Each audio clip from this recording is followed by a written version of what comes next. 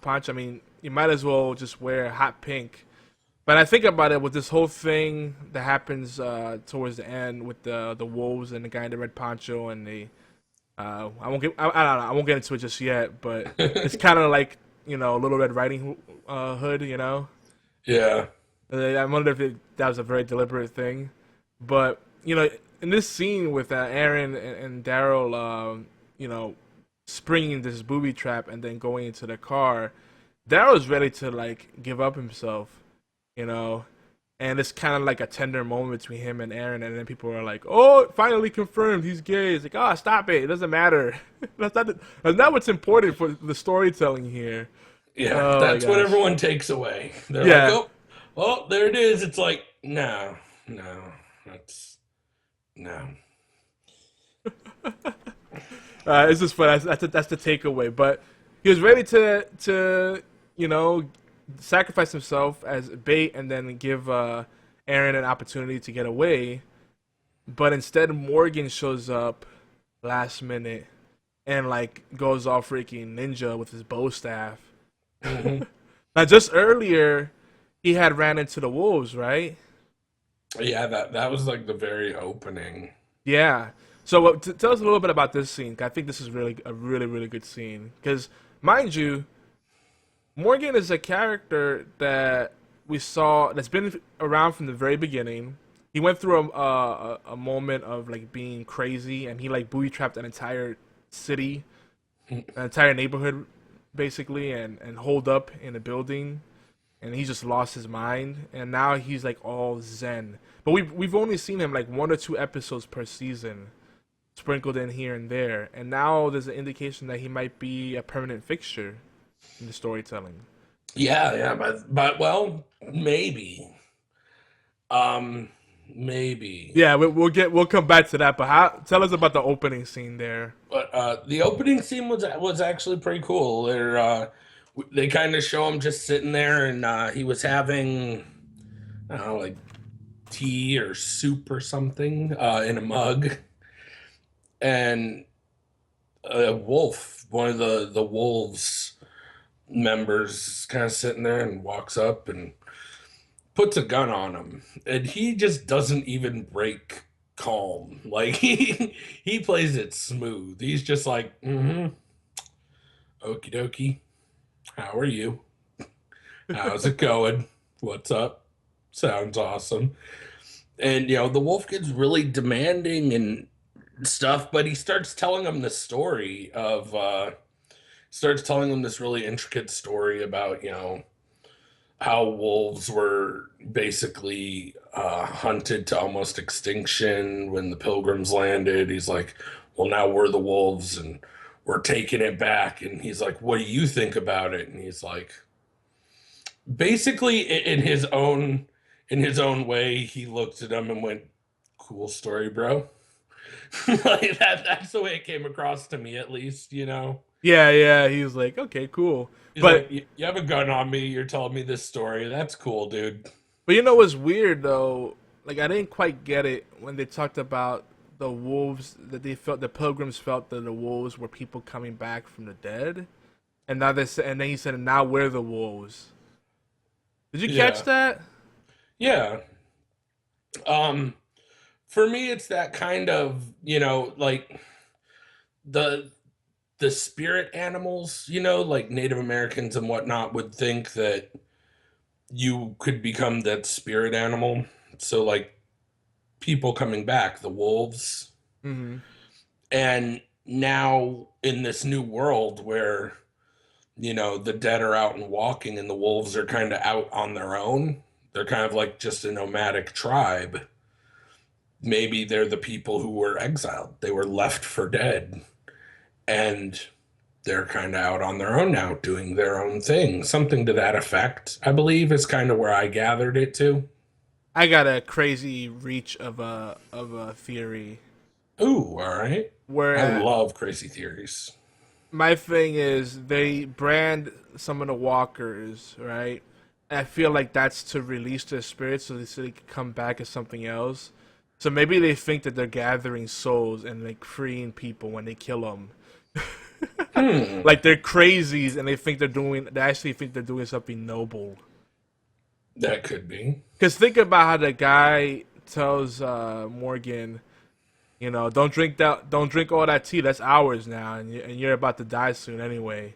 But he says it so matter of factly, like just accept your fate. It's meant to happen. It's destiny. Yeah. That's the way it played out to me in my head. Again, that's probably a real reach, but I might have to watch it again to really see it, get a better feel for that. But Yeah. yeah, you seem a little on the fence about it. Maybe. I mean, I might have to rewatch it to really like. Now I'm gonna have to rewatch it. So, Well, you know what's refreshing about the Wolves? I like the fact that they didn't shoehorn Negan in there. yeah, because that leaves a lot of room for next season. Next season or two, really. They kind of just brought the idea of the wolves in, and I think that leaves them good options. I'm hoping they're not just gonna waste this opportunity and do like Negan at the mid-season next season and then go from there. I'd actually like to see them carry the wolves through the whole next season, and then maybe see like Negan come up at the start of the season after to the halfway point. I think that would be pretty good. Yeah, There's tons of room for it, but the fact that they're kind of slow rolling it seems really good to me. yeah, I think it's really good pacing because, again, we talked about the Terminus thing. That for all the build up to it, it was rather short lived, um, and a lot of those characters felt forgettable, disposable, even. But what's scary is with the setup they have, as you mentioned earlier, with how they could kind of herd up the walkers. They could take those trucks and drive them wherever they want, and like use them to overrun a camp, and then let the walkers do the cleanup, and then get them back in the trucks, and then take all the scraps of supplies and whatever they can find. Yeah. That's kind of crazy. That's something they're actually doing. That's insane. But hmm. Another huge moment, and I know I'm jumping around a lot. I don't really go chronological if you haven't noticed. I just kind of think about the things that impress me the most as they come to me. But the close shave that Glenn had, Oh, dude, because we were both, you and I were both really upset about all the crap that Nicholas pulled. I still am. Yeah, he's been. It's just jerk face move after jerk face move. At least Adrian, he had redemption in his final moments. You could tell he had a change of heart, but it was just too late for him. But Nicholas, I don't think there's any turning that guy around. He's just purely about himself, and that's really dangerous. Oh, I think you could turn him around. Just turn him around and put two in the back of his head. I'm so done with Nicholas, dude. Uh, I mean, they have now.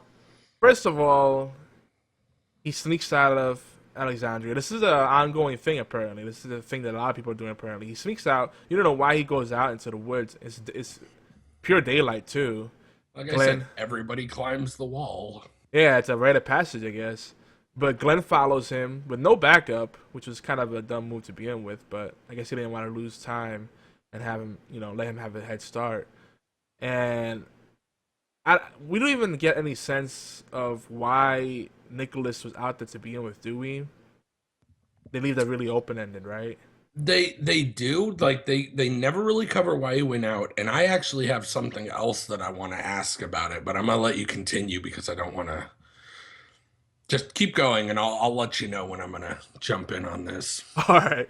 Well, he's out there, and then he finally catches on that Glenn is following him, and then he kind of double backs on him, and sucker punches him or whatever, and they have a little tussle.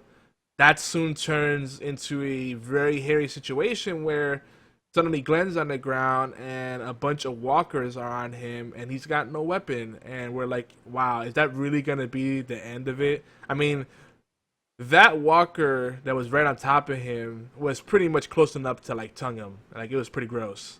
Like he could have licked his face. It was like that close. I think, ugh, no. Yeah. Buy me dinner first. Now, all right. Let's see. I'm trying to think. Hold on. Give me a moment here. I'll be right back. Give me 1 second. All right. Now the big talk in the community of The Walking Dead is, Glenn somehow magically gets out of that really tough situation. We don't know how. It's kind of like the same way Tyrese was taken, walked out of the cabin and there was like 9 walkers there, and he fights them hand to hand and somehow survives unscathed. But Glenn makes it out because they switch scenes and we don't see the struggle. But there's a lot of speculation that although he did survive, he may have been bit. Now, I don't think I buy that because I think if he was bit, he would not have shown the mercy that he did to Nicholas, which is the big thing. So that in this season finale, one of the big themes that it kind of really forced was this whole theme of making tough decisions, right? And forgiveness and all this stuff, compassion. Like that walking that fine line between being human, maintaining some compassion, some humanity, and making tough decisions and perhaps being brutal. Because we see Sasha fighting with Father Gabriel after all the crap he pulled, and then and she's losing it already due to her own junk that she's dealing with. And then we see Nick and Glenn, and then in the meeting where Rick's defending himself and his actions, and it's kind of like I don't know, it's this weird mob mentality thing going on over a campfire. They're trying to make it seem civil, but it's really not. And then suddenly Pete shows up. We'll get into that in a second. But there's all these opportunities to just say, you know what, we're tired of being Mr. Nice Guy or Ms. Nice Girl. Let's just end this right here. Pow pow, GG. Pow pow, GG. Pow pow, GG. That's it. All right. So I looked up the information because I wanted to make sure I was correct before I said this. Okay. And it's the biggest thing that bothered me. We mentioned the Glenn thing. Right. Glenn got shot. Oh, that's right. He got shot. He did get shot. Yeah. Glenn got shot. He got shot, and that's why he fell to the ground to be right. Nicholas. It was in the side. Yeah, like the shoulder, I think. Something to that effect. But here's what bothers me. I thought it was in the gut. I can't remember now. It was either way. It was a very non-fatal shot. But here's what bothered me about it. Nicholas climbed the wall. Yeah. Where'd he get the gun? It was a handgun. I think it was the one that was in the blender. That's what I was thinking. Did he shoot him with Rick's gun? To kind of frame him. And what kind of chicanery is this, basically? He had a gun that obviously he didn't check out because he climbed the wall. And he shot him, very possibly with Rick's gun. So you're thinking he was possibly just going out there to find a gun that he had stashed somewhere else. He's been maybe following this group all along to keep tabs on them, and then he was going to frame Rick. I think either he was going to frame Rick. I mean, either way you look at it, he had bad intentions. But he was either going to frame Rick and, Rick even took out his own guy. We don't trust these guys, right? Let's get rid of them.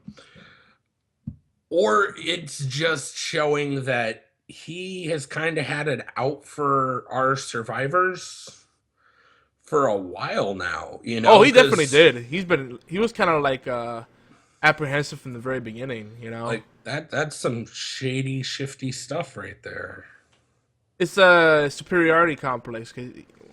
Rather he feels inferior, so he's trying to overcompensate. He's like, oh, these guys definitely have their stuff together, so I need to do whatever I can to discredit them. Yeah. Because you saw how his version of the story was very different. Oh, gosh, he really upset me when he was like, oh, yeah, I went back to save Aiden, but they were like, nah, let's go. And I was like, no, we can't leave any man behind. No one gets left behind. And No, you were the one that was running away, you punk. Yeah, it's like, no, I'm pretty sure you were the one screaming like a little girl. Let's be fair. Yeah, and then he said that Glenn distracted Aiden, and that's why he missed the shot and ended up exploding the grenade.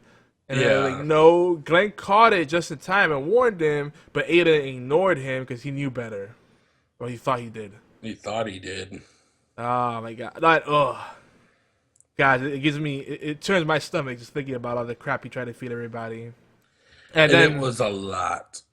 well, yeah, and then it didn't help that this came, after all the stuff with Father Gabriel, and then it was right after Rick and P had their little fight too, right? I think it was just before the fight. It was just before. It was just before the fight, but then the fight came like right after, so it So all kind yeah, of, so that was like the final straw right there. That fight. Yeah. yeah. So, in a matter of just one day, the mayor loses her son and her husband because that final scene. Pete Ugh. comes and he's all like, "Hey, you guys, don't belong here." I don't know what was he. What the heck was he like on about? Well, we'll get to that in a second, but because Hey, you guys. hey, you guys, but oh my lord, no, no. Did you catch what I said about the possibility that Glenn may have been bit? Yeah, that's. Uh, we don't know. Now the thing is, I don't. I might be. This might just be me being hopeful. I don't think if he's been bit because if he got bit, there's no way he'd be so calm, and there's no way he would have shown Nicholas mercy. Because I don't know. I'm a Yeah, pretty if you forgiving do person. me, it's on. But Yeah, that's what I'm saying. Like, I'm a pretty forgiving person. I tend to turn the cheek a lot, but if I'm about to die because you did something stupid and you purposely left me to die, I'm taking you down with me, so no one else gets hurt at least. Bump that. How many people? I mean, Nicholas has a lot of blood in his hands because of his, you know, me first attitude. So I don't know. But yeah, so with Sasha, she confronts Father Gabriel and points a gun at him, and he finally breaks down. Like he goes from saying, "Oh, you guys are evil, and you're gonna go to hell," and blah blah blah. Then he goes, "You know what?" I don't know. She keeps grilling him, and he finally breaks down and says, "It's my fault. I let those people die in the church." Blah blah blah. So at least he feels some guilt. Nicholas does not. nah, That's the Nicholas is a difference. jerk. He is. He is. He had no remorse whatsoever, no consideration, nothing. But Father Gabriel finally breaks down, and it's kind of Maggie that helps defuse the situation, really, right? Yeah, I'd say Maggie. Well, Maggie partially does it. She definitely when she voices her opinion, I think a lot of people listen. And then the very immediate tension breaker that happens just after that. When they all start praying, that No, which one are you talking about? like she starts talking, and then when he comes in and just drops it down, he's like, "Look what I found." It's like, oh, well, that's unfortunate. Maybe we should listen to Maggie. Yeah, I like the part where the three of them start praying together because it shows some healing, the fact that Maggie had lost her way. She had lost her faith. She lost her father and her sister, and she didn't know it, but she was very close to losing Glenn. She might still lose him. Yeah. And it's kind of nice. Like it's almost like she reconnected with Herschel in this scene. So I like that whole bit. I'm kind of annoyed about one of the cliff. Oh, wait, actually, there is something else in your notes that we didn't cover. And I'm kind of bouncing around as the Well, no, I mean, like, I don't see it in the notes at all. yeah. There's a lot of stuff I left out because I knew we were gonna go deep on these points. I was gonna say, what about the it's not really a hospital, but the bedside scene. bedside scene with Tara, Yeah. Tara. Yeah. Well, with Tara and with the two guys, when she's like, "You can come in. It's okay. They're sleeping." Oops. And she knocks over the bedpan, wakes them up, and they have that real heartfelt talk, you know? Yeah, yeah, that's right. Yeah, that's a very important scene because Eugene, they actually kind of downplayed this. Eugene and Abraham hadn't been talking since like that whole wow, it's several episodes back where Abraham was really upset that the Washington D.C. thing was a lie and bashed Eugene's head into the concrete, which is kind of gruesome. Yeah. And they were like, "Oh, they're not saying anything to each other." And then it was like, we should have this moment. And it was such a good moment. It It was a really good moment. was. It was really important too because it wasn't just them reconciling. You saw how much Eugene actually matured. Like he had no grudges. Like I kind of deserved that. He's like, because Abraham was like, no, no, no, let me apologize because I've been a jerk. And he's like, no, no, you know what? It's my fault. I did this so I could manipulate the situation to survive longer. I created a believable lie. It's my fault. Blah blah blah. And he said, no, no, no. But I almost killed you. He's like, yeah, there's that. But I still love you, man. But I kind of had it coming, so we're good. And it's funny. Like you don't get. I know that in the comics they kind of are more clear about it. That Eugene doesn't have all the screws. Up there. That they're not all tightened. There's screws loose and whatnot. Yeah. But on the show, you don't really know for sure if he's just socially awkward or autistic. I think he's just socially awkward. I think he's actually really brilliant. Well, I mean, that's the thing though. You could still be really brilliant and autistic. So I mean, it you never know. That's true. That's very true. He could be simply an idiot savant. Very possibly. Like I don't know. There's so much kind of open in that, but I just thought it was a great scene. So when I noticed it kind of wasn't there, I was like, I'm gonna address it. Do do do do. No, and not to mention Abraham's coming more. They're really fleshing him out more. I like the fact that they're doing less of one of their cliches is that whenever they start giving a character more build up, that's when they're gonna die, right? When they start giving more focus. But now they've been doing a better job of switching scenes between different characters and building them up individually without any like immediate payout, just for the sake of giving them more depth to their story. But with Noah, that was not the case because Noah suddenly they started giving us a lot of backstory to him and then building him up like, oh, he's gonna become an architect and Reg is gonna take him under his wing and blah blah blah. And it's like, oh, and he dies. Yeah, Yeah, and neither one of them are gonna make it. Like what? but yeah. At least Reg wasn't immediate, but he didn't get much screen time either. So Yeah, we knew he was a disposable character from the beginning, unfortunately. But no, they've done a good job. Like Abraham has come to his own. I really love him. I'm really, really appreciating him. I quite dig on him. Total man crush there. And I like how his hair is always a perfect helmet. Pretty epic. But I like the speech. Like there's two great speeches at the end of the finale. One's by Rick, and Andrew Lincoln said that he really enjoyed that. That's one of his favorite speeches and one of his favorite lines, bits of dialogue he's done ever on the show. But Abraham, I like what he says. Like we've seen some stuff, and let me tell you, if it weren't for these people, if it weren't for Rick's leadership, we wouldn't be here to tell the tale. yeah, So he's like, come on, stop giving him crap. He's a good man. He makes tough decisions, but he still cares about people. He really stands up for Rick, and I don't know. It's just I like. I know that you are like me. I'm still on the fence. I think it was one of the best episodes they ever made. I don't know if it's the best season finale. Um, I could say it's better. Like, let's think about the overall season finales. We've had the farm being overrun. That was the season finale, wasn't it? yeah. We had um Woodbury being invaded, and everybody going back to the prison, right? Yeah. We had the Terminus Being trapped in the being trapped in the car. crate. Yep, yep.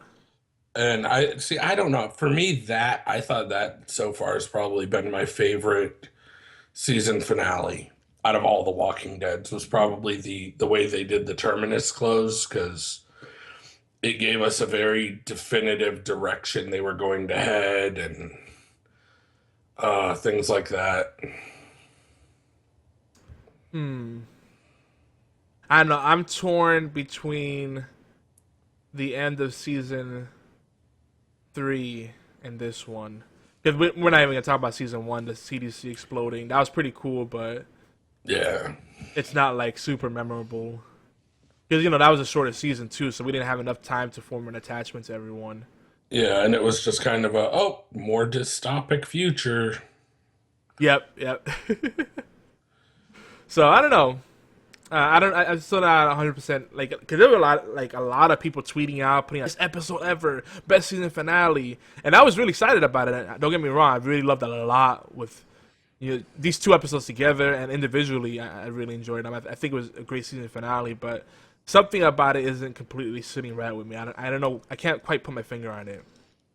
It's not like I'm reaching for something. It's just something felt like it was missing. But they did do a lot of. They gave a lot of the characters time to shine. They set up a lot of things. There was a sense of a little bit of closure here and there. Because now Sasha and Maggie seem like they're back on track, so that's cool.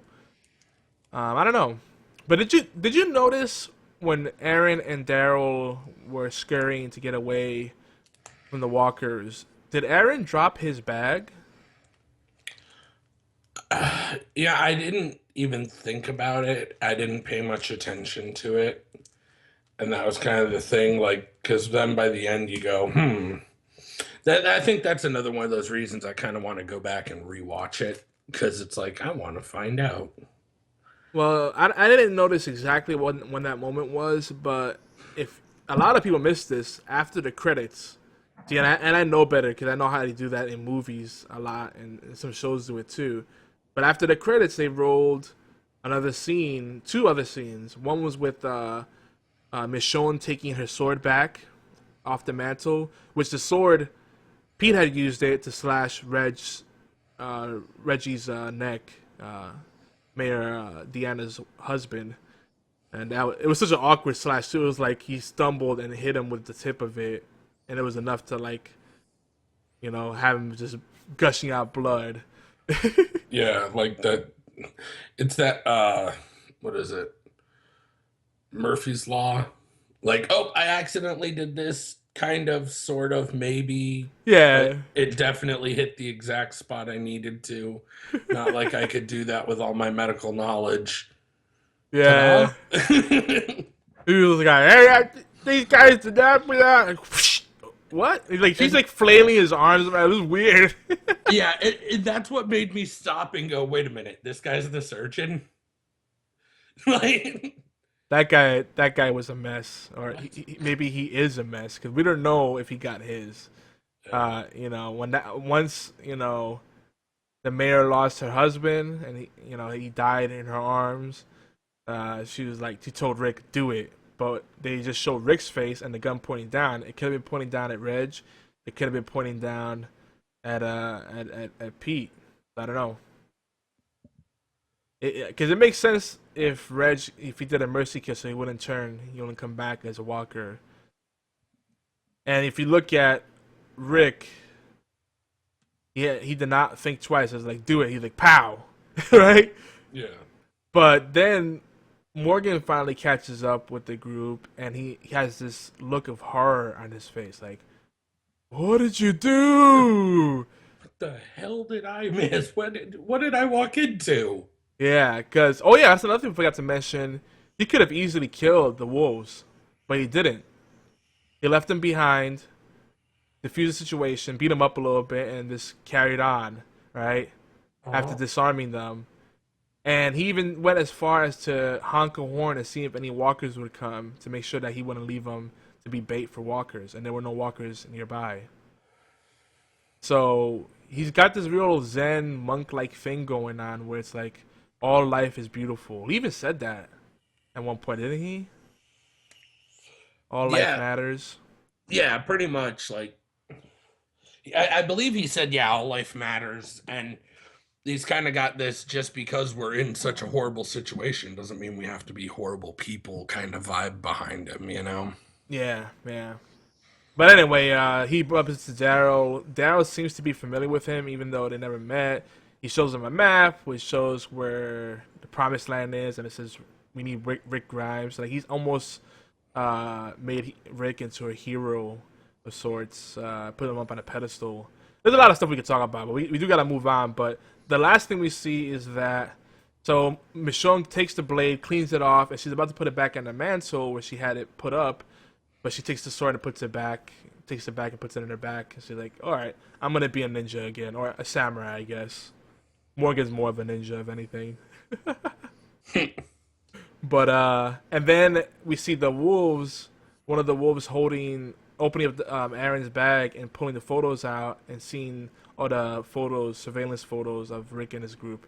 That I thought, at first I didn't catch. I thought, oh, they would have been watching them all the time. Oh, no, those are the photos that Aaron had been taken to get a feel for Rick and his group before he approached them. Yeah. So even though they were shown mercy, it doesn't seem like they're gonna be showing mercy when we open up season 6. Yeah, the wolves seem pretty hardcore set on let's just anarchy everything. Yeah, and the music definitely matches when they heard the walkers. Yeah. So we still got a few more things, a couple more things we want to do before we wrap up the show. We want to talk a little bit about Fear the Walking Dead, the companion series / spinoff that's coming this summer, and then we have a preview for an interview that we're releasing on geekyantics.net. So Fear the Walking Dead, it's been confirmed. It's gonna be they are building it as a companion series, not a mere spinoff. It's kind of, I think that play on words is important. Cause to me, that sounds like it's going to enhance the story of everything that's going on right now in the main storyline on The Walking Dead. And it takes place in Los Angeles during the 0 hour of the zombie outbreak. And I'm really excited about this because I've said this way before this was even a thought. I always felt like there's a void in the storytelling of zombies where we rarely see what happens to start the outbreak and how that everything comes to be. So it's almost like we go from being a regular society and all of a sudden everything's going crazy. So now we have this, and I'm like, yeah, that's good. That's a good direction to go. Yeah, we need that Z-Day explanation. Like, who is patient zero? How did patient zero manage to not be the only person, you know? Yep, yep. Because like it'd be silly. Like sometimes we picture like one shambling creature, and then someone's like, "What are they? Are they like just silly? Like you look really bad, dude." And it's like, "Come on, come into my house," and it's put an arm around him, and then they get bit. You know, like, Hey, that kind of thing. You know. you say that, but don't forget, what was it? Florida and the whole bath salts thing. That guy got bit. If that would have been, you know, day one, if that would have been patient zero, where would we be now? That's true. So, I mean, you never know. It's going to be interesting to see how they do it. They kind of do this in what was I watching? Oh, the Dead Rising movie, Watchtower on Crackle, is actually not bad. I didn't watch the whole thing. I didn't get to finish it, but I started watching it last night to kind of get in zombie mode before the show. And they have like these different newscasts, and it's kind of like it actually makes me laugh. It's like, was it that I was watching? I'm pretty sure that was it.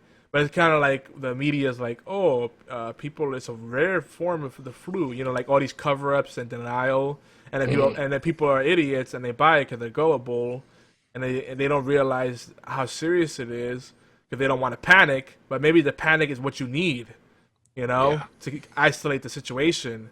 It's like, yeah, yeah, don't have sexual encounters, don't share bodily fluids, just play it safe. You know, don't go shooting people. Don't go freaking out, but you know, there's something going on. We don't know what it is. We don't know how it spreads, so play it safe. Yo, I see, and Lord Rector said the same thing. Like, if it's something that it's not quite pandemic status, it's a one region. Why wouldn't like zombies be stopped by the military? Just mow them down, right? Hellfire missiles done. GG. So we need to see that zero out, and it's not a completely the other side of the states. The Walking Dead takes place on the East Coast, Los Angeles West Coast.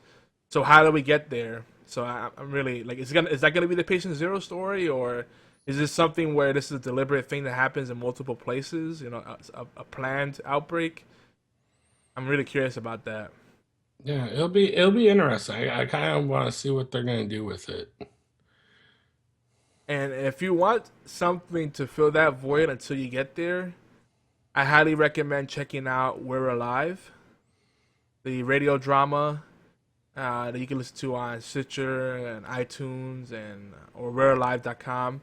What a great story! And they have a completely different take on the zombie apocalypse. I love it. It's really really good. The way they do the voice acting, it really paints a very vivid world.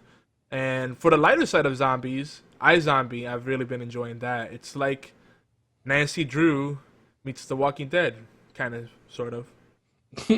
Actually, it feels like Veronica Mars, and I realize why. Because it's supposedly iZombie was supposed to be the pilot was supposed to be an unreleased Veronica Mars story, and it's also the same writer producer of the Veronica Mars series. Huh. Yeah, interesting, right? It's less of a zombie story and more of a mystery kind of genre thing that's going on there. See, I'm gonna have to watch it now. I'm sorry. It's Uh, only 3 episodes in, so yep. Goodbye, life. I remember when I used to do things outside.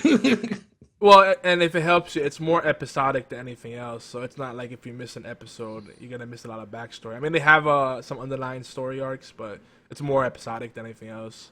So, Yeah. but anyway, let's get to it. The AM Audio Media preview. AM Audio Media are the fine folks behind the Doctor Who Dark Journey radio drama. So we just talked about the We're Alive, which they're working on another project, a spin-off to this series. I can't wait. But a Doctor Who Dark Journey radio drama is another one to check out. We have a few snippets from the questions that we sent them. You wanna read these? Oolong? In your fine radio voice. Oh my gosh. Well, this is the first snippet. Let me make sure I sectioned it off properly. Yes, I did. The first snippet here is from Andrew Chalmers, and he has a fun description of who he is and what AM Audio Media is. All right. let me try this real quick. For the past 45 years, I've been a semi-professional ghost chaser. I see them chase them around, usually at night. Recently, I caught one and discovered that it was his job to chase me. Dun dun dun. This ghost job switch explained why I hadn't earned any money in 45 years. He was full-time with benefits. Well, benefits apart from death, of course. He drove away in a ghost Mercedes, so he must be doing well. Matambro and I formed the mighty AM. Well, MAR. See, this is why we gotta have punctuation, sir. I thought it was, and then I second guessed myself. I'm sorry. I should have made it a little clearer. M.A. Tamburo and I formed the mighty. Well, see, I knew AM. Formed the mighty AM Audio Media. A and M are our initials, and we were looking for a Harry so we can be Ham Audio Media. In fact, anyone listening to me as the doctor might argue that we've already achieved this ambition. If you live in either of our homes, you will probably have heard of us or ask our wives. They definitely know about AM Audio Media 24/7. We exist because of a fantastic cast. Roy, Larissa, Kate, Ricky, Adrian, Ben, can't pronounce. No, it's Atwe and Paul.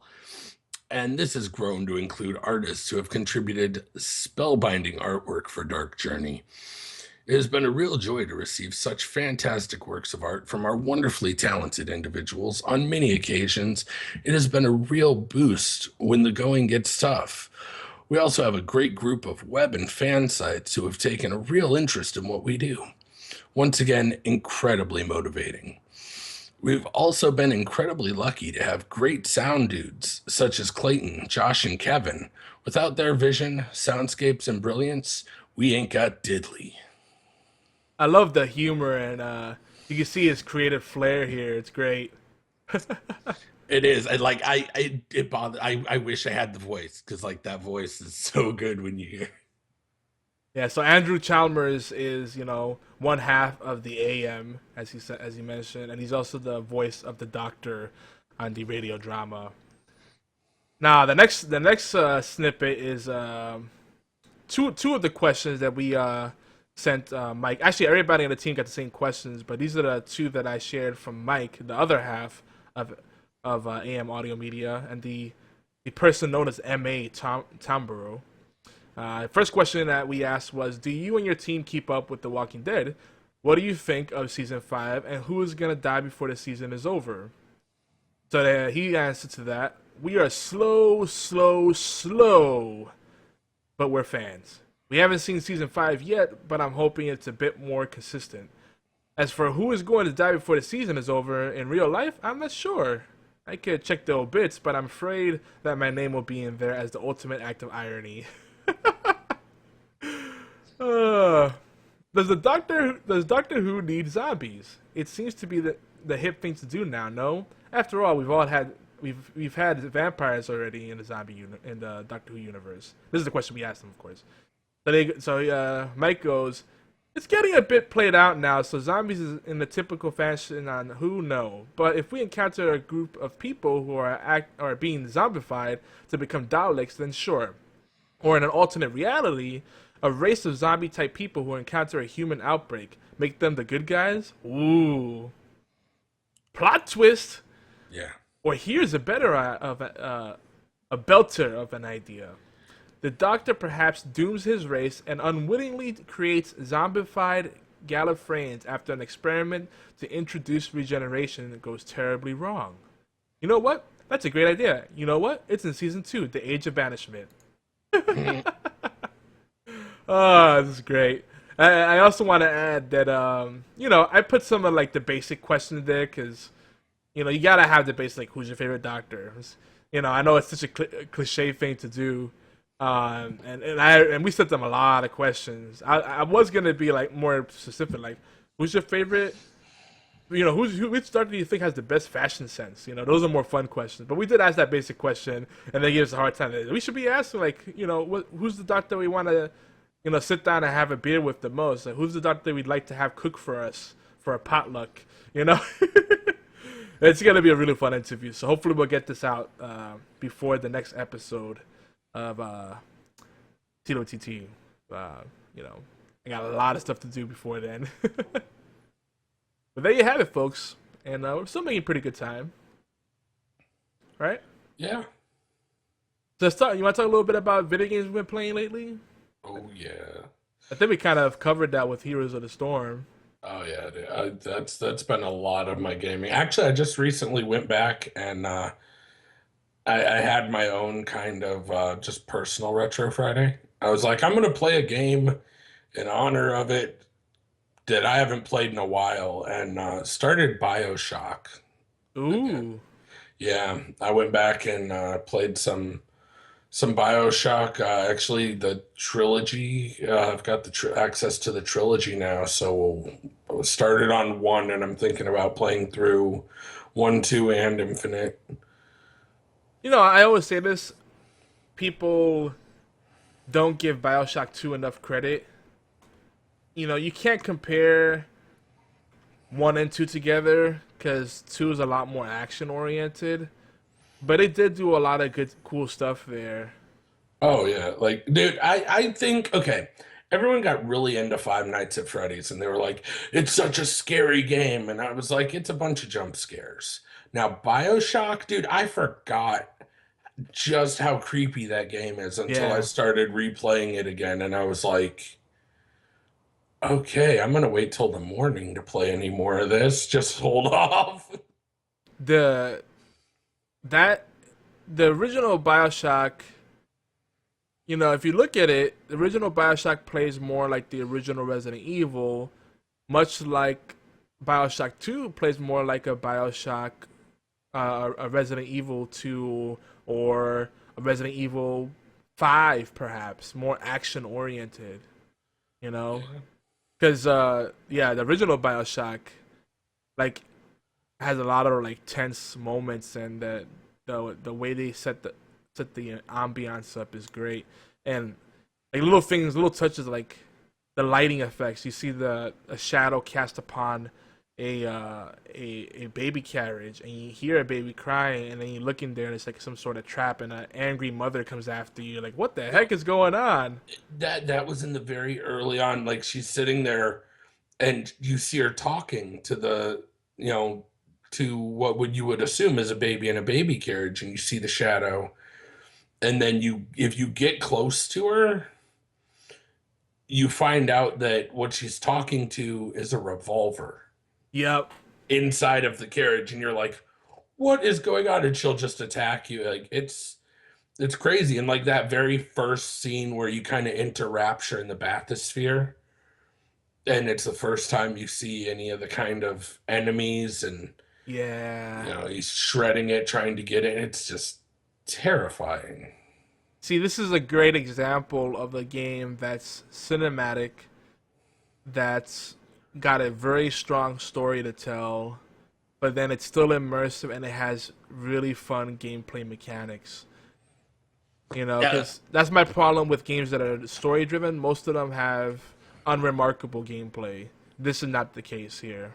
No, Bioshock was easily probably one of my favorite games, like game series, really, because two did a lot of good too. Like when you see through the eyes of the little sister into Yeah. that was a huge kind of moment, seeing what they see and kind of getting that understanding. And it's a cool twist being a big daddy, Yeah, you and they know? didn't do it to where you're like overpowered like everyone would expect. No, you're actually quite squishy in the beginning. Yeah. It doesn't feel very Big Daddy at all. It's like I needed to in the original Bioshock. I really needed to like, you know, l- throw some ammo into a Big Daddy to stop him. Yeah. Apparently they had been leveling for a while. Dude, and Bioshock 2 has such a good like plot twist when you find out the true nature of the little sisters. Hmm. Oh man, I just got chills thinking about it. It has some great reveals in there. Yeah. See, BFT says he can't stand the gameplay. Out of all the series, because Bioshock 2 is pretty distinct. Bioshock 2 is a lot more fast paced, whereas first Bioshock is a lot more about, like really taking in the environments and the story, like finding the voice recorders and playing them back and starting to piece together the puzzle, right? And Yeah. and you can't just go gun crazy because you could run out of ammo easily. Bioshock 2 not so much. It's tons of ammo for everything. Yeah, but see, I like two because two also introduced using the plasmids and the weapons at the same time. You didn't have Yeah. to do that switch, which was really nice. Yep. Yep.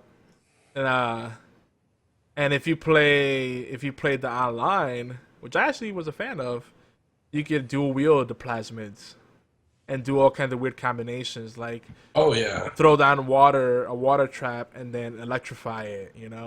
You could do that in the single player too. Yeah, but in the multiplayer, it's a lot more seamless because you could dual wield. You can't dual wield in the single player, can you? I believe you can later on. I think you can only dual wield weapon and plasmid. I don't think you do two plasmids at the same time, one in each hand. See, I thought you could. I thought you could do them because I remember at one point I did something just absolutely wacky with them. Yeah, I don't remember. I think the way they had the control scheme in the single player, you had to cycle through your plasmids to do the combos. Whereas in the multiplayer, everything was based around being it. Maybe no, you might be right. I think I have to go back to it. I wonder if you can still play that online. Yeah, BioShock originally I thought was a game like I waited for the hype to die down on it. Everybody like, oh, this game is so good, and I said, it can't be that good if people are hyping it up this much. And then I went back into it, and Yeah. I was like, wow, this actually really is good. And whenever someone, I'm sorry, but whenever someone said the story is so good, I'm like, that means the gameplay is probably terrible. Because they usually invest more on one side than the other. It's like people like love Last of Us, but when you look at the gameplay of it, it's really boring. There's not much to it. You know, Yeah. that's just my opinion. Yeah. I actually hope they continue the Bioshock series, but I would kind of like to see more of an immersive world like they did in the first one, where like, there was this sense of intrigue at every turn, right? Mhm. This Rapture's just an amazing place to visit, and I love like they kind of have like that night. It's futuristic, but it's kind of like that 1950s kind of style of things, like Art Deco and all that stuff. Well, yeah, because it was alternate timeline, I think. Yeah, It was the 1960s. and of course When it's got the steampunk thing going on. Oh yeah. When you go to the very first the first time you see Rapture is like 1960s, and then of course Infinite actually was a prequel. It happened, I want to say, in the 40s. Was it a prequel officially? Kind of. I don't want to go into like game spoilers for it, but it had, It's timey-wimey, wibbly wobbly. We'll just say that. yeah, timeline wise, it is technically a prequel, and I think the DLC kind of expanded more on that. The Return to Rapture DLC Yeah. kind of went more into that. Well, we do got to wrap up soon, but the last thing I want to say is that like out of the three, most people will say Bioshock 2 was the weakest, but gameplay wise, I think Bioshock 3 was the weakest. Only because they gave you a lot of tools and a lot of neat things to do, but it felt more gimmicky than necessary in a lot of situations. You know what I mean? See, I think like game mechanics wise, BioShock 1 was the worst for me. But storyline wise, Infinite was hands down way more terrible. Um, I really disliked the Infinite storyline so much that I had actually purchased the collector's edition. And when I beat the game, I was so unhappy with it, I returned it. The ending upset me, but at the same time, it was kind of brilliant. But Yes and no. Like the sad part is, it was about I think in about 3 hours into the gameplay, I predicted the ending, yeah, and then I was like, I tried to do everything I could to find like an alternate, and then I was like, oh, this is horrible. yeah, I because got I you're got really you're upset. forced into that one ending. Yeah, and that was kind of the big thing with BioShock previous to that is there were always a lot of other options. There were other endings and you could kind of change things and do different stuff. See, But Bioshock Infinite it forced it down your throat that all your decisions are trivial, they're arbitrary. Like, yeah, do you choose the cage or the bird or whatever? Like all those weird things you have to do with the yeah. that couple. Like speaking Heads to your or riddles, tails. heads or tails. Like yeah, it's like weird stuff that it did. It's like, does this actually change anything? But it was just this kind of honing on that fact that everything is everything's kind of predetermined, and it's like this sense of fate. So I don't know. Yeah, I think on that end that is disappointing. The direction they went with the story. But anywho, guys, we want to remind you to support our network and support our sponsors. Go to geekyanswers.net/sponsors, and you can see all the different offers and people that we're working with. Special thanks to ShinyPrints.com, who has been generous in sponsoring us and employing our premium services. We do have that. We offer different premium services. We have referral services. If you want to be part of our referral network and you do your own consulting work, freelancing, creative services, whatever you do, let us know, and then we could refer some business to you. And that's over at geekyantics.net. TWTT can be enjoyed, folks, wherever fantastic, beautiful podcasts can be found, including but not limited to Stitcher, iTunes, Zune, TuneIn Radio, and Spreaker. Of course, you can also find us on UBN, twitch.tv/team/UBN, and allgames.com. You join us live by just going to allgames.com every Saturday, unless otherwise, well, actually, it's every other Saturday now, unless otherwise advertised. And we will stream live at noon Eastern, 5 p.m. in London, 4 p.m. in Madrid.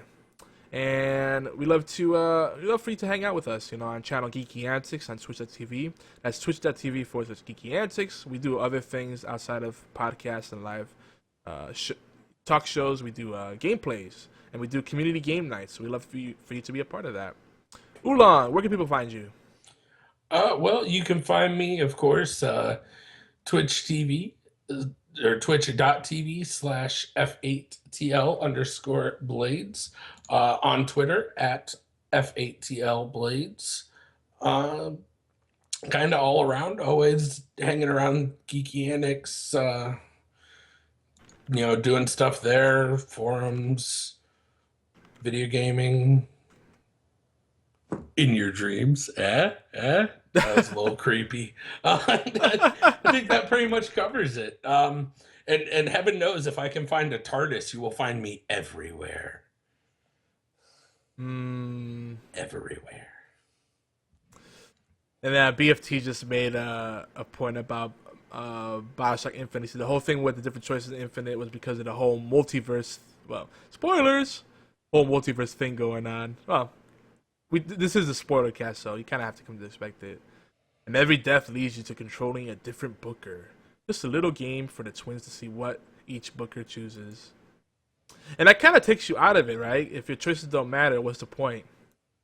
The sticky situation. We'll have to revisit that another time. All right. So I think that wraps it up. Next episode, we don't have anything planned per se. We should have AM Audio Media on. If not, it'll be the episode after that. We'll probably have to go shoot for episode 25 for that. The next episode, we're probably going to keep it very loose and just talk about some gaming stuff and maybe what we've been doing in the TV, as far as TV goes. And it'll be right after Lost Girl came back. So we'll probably talk a little Lost Girl and maybe The Flash. Yeah. The Flash is kind of taking off better than Arrow right now, I think. Would you say? Yeah, probably. I could definitely say that. I don't know. I've always been more of a Marvel guy than a DC guy. Oh, I'm with you, man. So I'm looking forward to Daredevil on Netflix is coming out, I think, later this week. Let's see. I think, it comes out in about 6 days on Netflix. It's a Netflix exclusive. Looking forward to that. The chat's still going about Bioshock, and it's making me want to play the game again. Oh, dude, I'm probably going to be playing it after here or Heroes of the Storm, one or the other. I have a couple of expansions I haven't finished, like Minerva's Den or whatever it was. I never finished that. It was good. Oh, man. I loved all the little in-jokes with it. Like, at one point when you're going through the iced out area, you can find a cat. You can find a cat named Schrodinger frozen in there. Nice. Yeah. Well, I might join you later tonight for some Heroes of the Storm. And maybe some Hearthstone, too. Well, not with you, but I'll probably play some Hearthstone. Which, by the way, they have a new expansion, the Black Rock Mountain, which is actually quite good. Quite enjoying it. I might have to play just to check out the new expansion. They have a lot of cool challenges in the boss battles that really make you go outside the usual, conventional ways of dueling. I like it a lot. They force you to think new ways, approach problems in new ways, new angles. But anyway, that's the end of the show. See you next time, guys. And girls, of course. Guys is unisex. Bye. Peace out, everybody.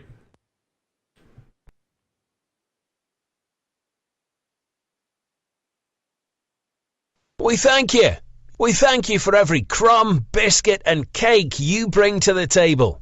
Because Doctor Who belongs to all of us. What you bring to the timey-wimey tea time in your live chat participation, comments, likes, shares, tweets and voicemail, all of it means the world to us. Love, true love never fails. Do you like it? If you like what we're doing, well, tell us for God's sake. Shout it from the rooftops at geekyantics.net or call it in 206 415 4987. That's 206 415 4987. That's it. Bless you. So long. And thanks for all the fish. Dawn, it won't be that long, just a wee while, because the timey-wimey tea time will be back. We'll return next Saturday with fresh insights, questions and epiphanies about Doctor Who. And heck yes, everything geek. Maybe same bat time, absolutely the same bat channel, every Saturday. Timey-wimey tea time.